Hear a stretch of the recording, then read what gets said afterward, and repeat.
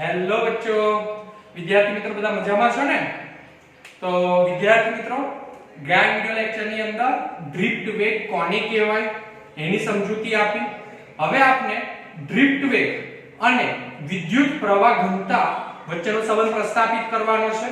તો પ્રશ્નનું ટાઇટલ આ રીતે પરીક્ષામાં પૂછાતું હોય છે કે ડ્રિફ્ટ વેગનો ઉપયોગ કરી I AVDNE અને J સદિશ સિગ્મા E સદિશનું સૂત્ર મેળવો, અથવા તો ડ્રિફ્ટ વેગ અને વિદ્યુત પ્રવાહ ઘનતા વચ્ચેનો સંબંધ પ્રસ્થાપિત કરો. તો વિદ્યાર્થી મિત્રો, ચાલો તો આપણે પ્રશ્ન ભણવાનું સ્ટાર્ટ કરીએ. તો સર્વપ્રથમ અત્યારે હું એક આકૃતિ દોરું છું, ધ્યાનથી દેખજો. આપણા આકૃતિની અંદર અત્યારે હું એક વાહક દોરી રહ્યો છું. આ વાહક ખરેખર અત્યંત પાતળો હોય, પરંતુ તમને સમજ પડે એટલા માટે અહીંયા આકૃતિમાં મોટો બતાવી રહ્યો છું. તો તમે સમજી રહ્યા છો કે અત્યારે આ વાહકની કઈ બાજુ થઈ? જમણી બાજુ થઈ, બરાબર ને? અને આ વાહકની કઈ બાજુ થઈ? ડાબી બાજુ. હવે એક આપણે ધારી લઈએ કે ઇલેક્ટ્રોન છે. આ ઇલેક્ટ્રોન બતાવી રહ્યો છું, એ જમણી બાજુથી ડાબી બાજુએ આવેલું વાહકનું આડછેદનું ક્ષેત્રફળ અત્યારે જો હું બતાવી રહ્યો છું. તો જમણી બાજુથી ડાબી બાજુએ વાહકના આડછેદના ક્ષેત્રફળ એ તરફ જઈ રહ્યું છે. તો આ ઇલેક્ટ્રોન જમણી બાજુથી ડાબી તરફ જતું હોય તો એને કેટલું અંતર કાપવું પડે?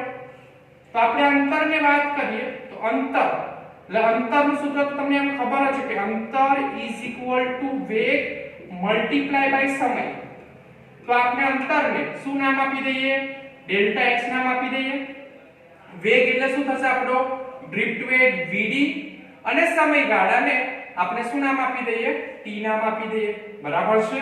તો આ સૂત્ર કેવી રીતે લખવું તમને ખબર પડે છે? Delta x vd t.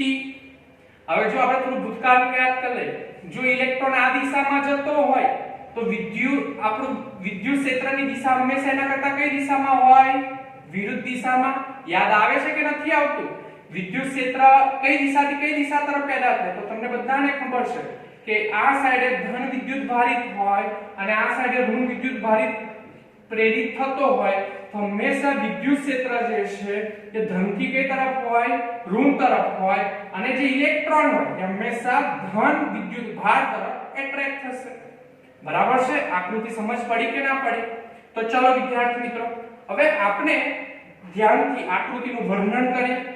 તો આકૃતિમાં દર્શાવ્યા મુજબ વિદ્યુત ક્ષેત્ર છે, તો વિદ્યુત ક્ષેત્રને આપણે પાછું E સદિશ લખીશું, કારણ કે વિદ્યુત ક્ષેત્ર જે છે એ સદિશ રાશિ છે. કઈ રાશિ છે? સદિશ રાશિ. તો વિદ્યુત ક્ષેત્ર E ને લંબ એક સમતલ્ય આડછેદ ક્ષેત્રફળ એને ધ્યાનમાં લો. તો આકૃતિનું વર્ણન કીધું કે વિદ્યુત ક્ષેત્ર E અને એને લંબ, વિદ્યુત ક્ષેત્રને લંબ, બરાબર છે, આડછેદનું ક્ષેત્રફળને ધ્યાનમાં લઈશું. હવે ડ્રિફ્ટના કારણે, ડ્રિફ્ટની વાત આપણે કરી, ડેલ્ટા t જેટલા સમય અતિ સૂક્ષ્મ સમયગાળામાં ક્ષેત્રફળની અહીંયા ભૂલમાંથી લખાયું છે પણ જમણી બાજુથી, કઈ બાજુથી?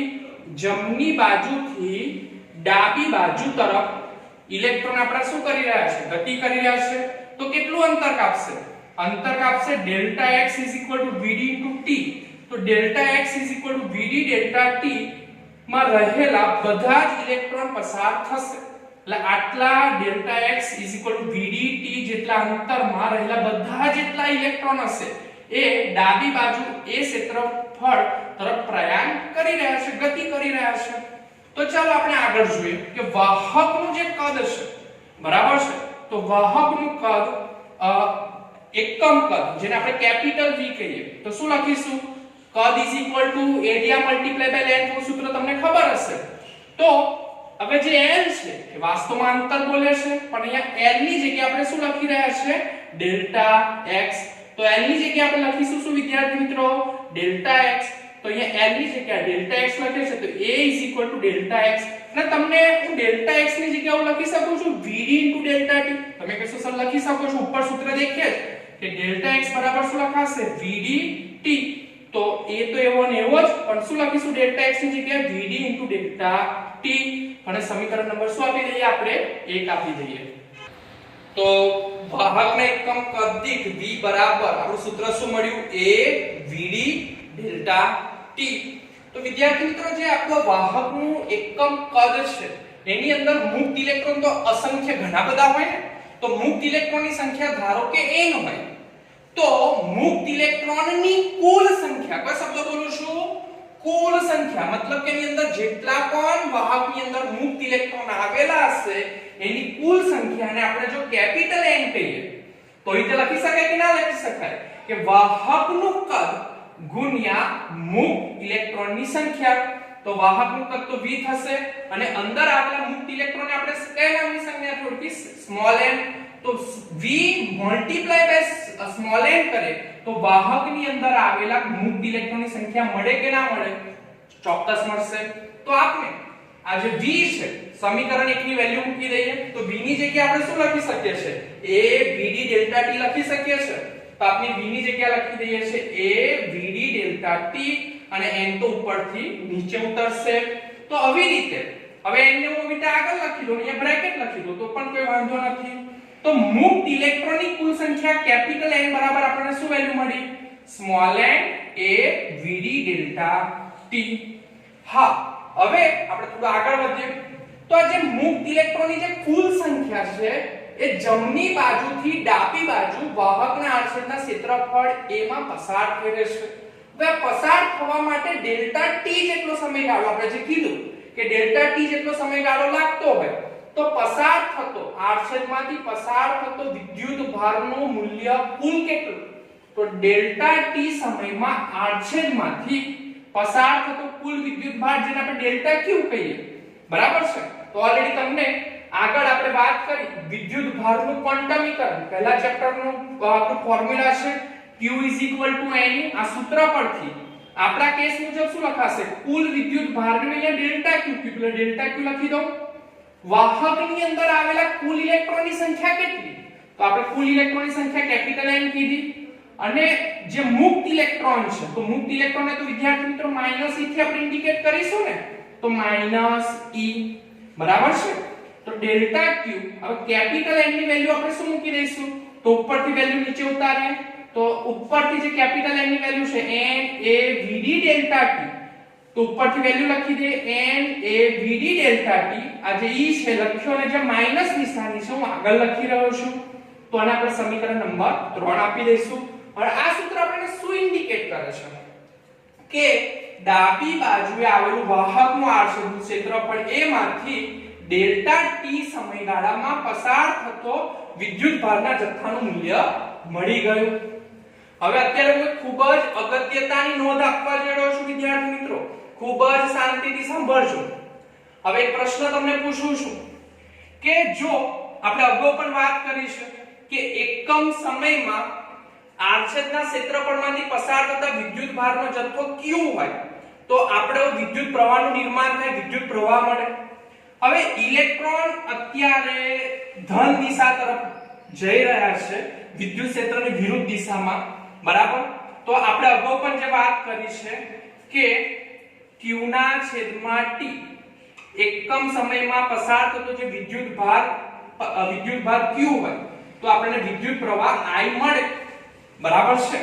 હવે હું તમને એક પ્રશ્ન પૂછવા માંગુ છું કે વિદ્યુત પ્રવાહની દિશા કઈ દિશામાં હશે, તો તમેના મગજમાં એવું થશે કે સર જે દિશામાં કારણ કે વિદ્યુત પ્રવાહ જે છે વાહકની અંદર વિદ્યુત પ્રવાહ જે છે એ કેવી રીતે પેદા થાય છે, વિદ્યુત પ્રવાહ કેવી રીતે ઉત્પન્ન થાય છે, તો મુક્ત ઇલેક્ટ્રોનની ગતિના કારણે.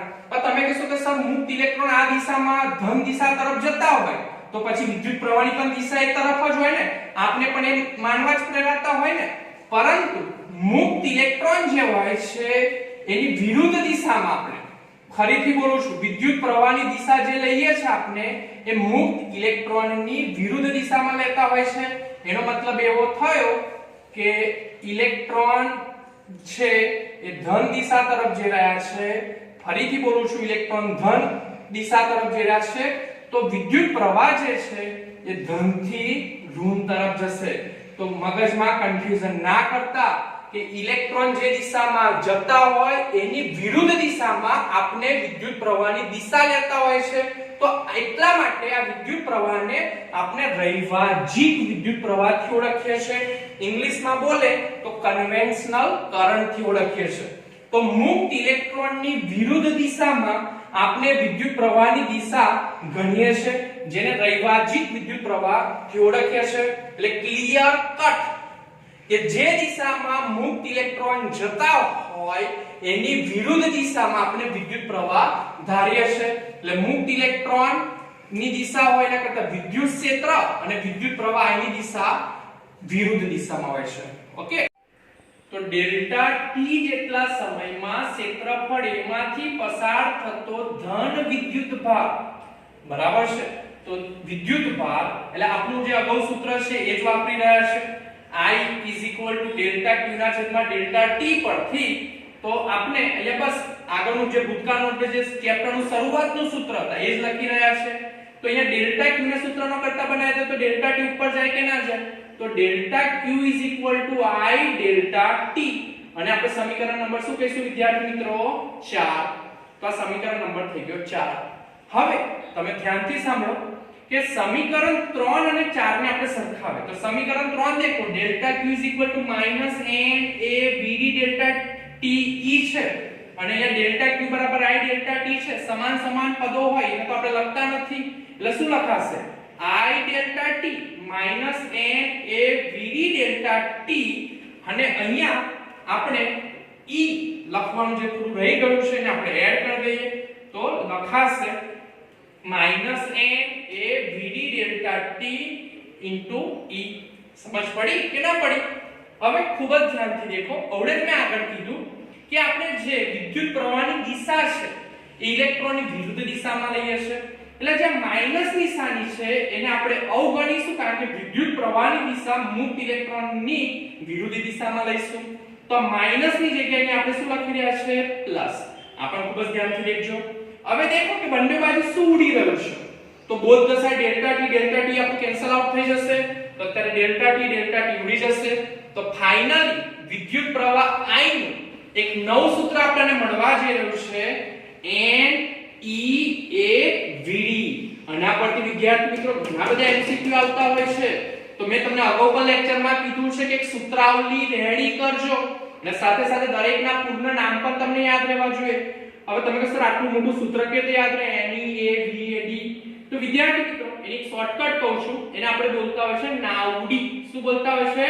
નાવડી. WhatsApp લેંગ્વેજમાં આપણે કશું લખતા હોય તો ગુજરાતી ઇંગ્લિશ લખી દેતા હોય છે ને, તો નાવડીને લખો તો શું લખાય? નાવડી. NEAVD. નાવડી. હું બોલવાનું નાવડી. તો યાદ રાખવાની ટેકનિક છે નાવડી. તો આ રીતે હવે વિદ્યુત પ્રવાહ ઘનતાનું અગાઉ સૂત્ર તમને આપણે અભ્યાસ કરી ચૂકેલા છે કે J I A. તો ઉપર આપણે જે I નું સૂત્ર મેળવ્યું નાવડી બરાબર છે. તો I નું સૂત્ર મૂકી દઈએ NEAVD અને એના છેદમાં જે આપણો A તો છે તો એ રહેશે. તો A ઉપર નીચે A કેન્સલ આઉટ થઈ જશે. તો ચાલો આપણને J નું સૂત્ર શું મળી રહ્યું છે? NEVD. તો વિદ્યાર્થી મિત્રો તમને અગાઉ આપણે જે વાત કરી કે J NAVD તો મેં તમને અગાઉના લેક્ચરની અંદર ડ્રિફ્ટ વેગનું સૂત્ર તમને બતાવ્યું હતું કે ડ્રિફ્ટ વેગ VD બરાબર capital E upon m multiply by tau સૂત્ર પરથી બરાબર છે ને. તો આ સૂત્રને આપણે ઉપર VD માં મૂકતા આ સૂત્ર અગાઉના વિડિયો લેક્ચરની અંદર મેં સાબિત કરીને બતાવ્યું હતું તમને. તો VD ની જગ્યાએ આપણે અહીંયા આપણે કિંમત મૂકી દઈએ ડ્રિફ્ટ વેગનું. તો હવે સૂત્ર શું લખાશે કે J NE તો એવો ને એવો જ પણ VD ની જગ્યાએ લખી રહ્યા છે small e capital E multiply by tau upon m. તો આપણો વિદ્યુત પ્રવાહ ઘનતાનું સૂત્ર બની ગયું. તો અહીંયા દેખો કે E into E શું લખાશે? E સ્ક્વેર લખાશે. તો n E into E square tau આગળ લખું છું upon m અને જે વિદ્યુત ક્ષેત્ર E છે એને આપણે બ્રેકેટની બહાર લખીશું. આવું લખવાનું મારો ચોક્કસ રીઝન છે વિદ્યાર્થી મિત્રો. તો જે ne square upon tau upon m છે વિદ્યાર્થી મિત્રો આની જગ્યાએ આપણે સિગ્મા લેવાના છે અને સિગ્માનું પૂર્ણ નામ તમને ખબર હોવું જોઈએ વાહકતા. શું કહેવાય? વાહકતા. તો આ આખું જે બ્રેકેટ છે એની જગ્યાએ આપણે શું લખીશું સિગ્મા તો J સદિશ સિગ્મા E સદિશ તો આપણે અહીંયા જે વિદ્યુત પ્રવાહ ઘનતા છે સદિશ રાશિ છે એના કારણે ઉપર સદિશ નિશાની મૂકીશું વાહકતા અદિશ રાશિ છે એટલે સિગ્મા રાખીશું અને વિદ્યુત ક્ષેત્ર જે છે સદિશ રાશિ છે એટલે આપણે E સદિશ લખીશું તો દેખો આપણા બે સૂત્ર સાબિત થઈ ગયા I a VD NE બરાબર છે અને સિગ્મા J સિગ્મા E એ પણ સાબિત થઈ ગયું અને સાથે સાથે તમારું I જે નાવડી સૂત્ર છે એ વિદ્યુત પ્રવાહ I અને વિદ્યુત પ્રવાહ ઘનતાનું રિલેશન પણ ઇન્ડિકેટ કરે છે તો આ સાથે આ વિડિયો લેક્ચર આજનો આપણો પૂરો થાય છે તો વિદ્યાર્થી મિત્રો આ પ્રશ્ન એમ તમને લેન્ધી લાગે પરંતુ ને શોર્ટમાં યાદ રાખવાની ટેકનિકની વાત કરું તમને તો 5 મુદ્દાથી યાદ રખાઈ જાય પહેલા તમારે વાહકના કદની વાત કરવાની પહેલા વાહકનું કદ એટલે પહેલા આપણે અંતરથી વાત કરીએ યાદ રાખવા ટેકનિકમાં આપણે પહેલા યાદ રાખીએ અંતર તો પહેલી વાત કરવાની અંતર તો જમણી બાજુથી ઇલેક્ટ્રોન ડાબી બાજુ જવા માટેનું અંતર તો અંતર બરાબર વેગ મલ્ટીપ્લાય બાય સમય બીજી વાત લખીશું આપણે વાહકના કદનું સૂત્ર બનાવીશું ત્રીજા પોઈન્ટની અંદર આપણી વાત થશે વાહકમાં આવેલા મુક્ત ઇલેક્ટ્રોનની કુલ સંખ્યા તો કુલ સંખ્યા એટલે વાહકનું કદ મલ્ટીપ્લાય બાય અંદર મુક્ત ઇલેક્ટ્રોનની સંખ્યા જેને સ્મોલ n થી લખીશું તો ત્રીજા નંબર પર આવશે ઇલેક્ટ્રોનની સંખ્યા ચોથા નંબર પર એકમ સમયમાં પસાર થતો વિદ્યુત ભારનો જથ્થો ડેલ્ટા Q તો વિદ્યુત ભારના જથ્થાની વાત થશે આટલી વાત થાય પછી આપણે થોડી વિદ્યુત પ્રવાહની દિશા મુક્ત ઇલેક્ટ્રોનની વિરુદ્ધ દિશામાં લઈએ છીએ એની ચર્ચા કરવાની પછી અગાઉનું સૂત્ર delta Q I delta T તો સમીકરણ 3 અને 4 ને સરખાવશો એની અંદર જે માઈનસ નિશાની છે એને આપણે પ્લસ લખીશું તો વિદ્યુત પ્રવાહ એનું આપણને સૂત્ર મળશે અને આપણે વિદ્યુત પ્રવાહ ઘનતા J I એની અંદર I ની વેલ્યુ પુટ કરી દઈશું તો આપણને J નું સૂત્ર મળે એની અંદર n m કે જેને આપણે સિગ્મા થી ઓળખવાના છે તો મુખ્યત્વે રીતે 5 પોઈન્ટ યાદ રાખો તો તમને પ્રશ્ન યાદ રહી જશે પહેલું અંતર બીજું વાહકનું કદ ત્રીજા પોઈન્ટની અંદર મુક્ત ઇલેક્ટ્રોનની કુલ સંખ્યા વાહકના આચરણમાંથી પસાર થતો વિદ્યુત ભારનો જથ્થો ડેલ્ટા Q પછી અગાઉનું આપણું ડેલ્ટા Q નું જે સૂત્ર છે તે કે જે dqa અને પછી સમીકરણ બે સમીકરણને સરખાવી દો માઈનસ નિશાનીને પ્લસ લખો ડેલ્ટા P ડેલ્ટા Q ઉડાવી દો તો I નું સૂત્ર અને વિદ્યુત પ્રવાહ ઘનતામાં સૂત્ર મૂકી દો તો તમને પ્રશ્ન ખૂબ જ સરળતાથી યાદ રહી જશે વિદ્યાર્થી મિત્રો તો આજનો વિડિયો લેક્ચર મારો પૂરો કરું છું નમસ્કાર જય હિન્દ જય ભારત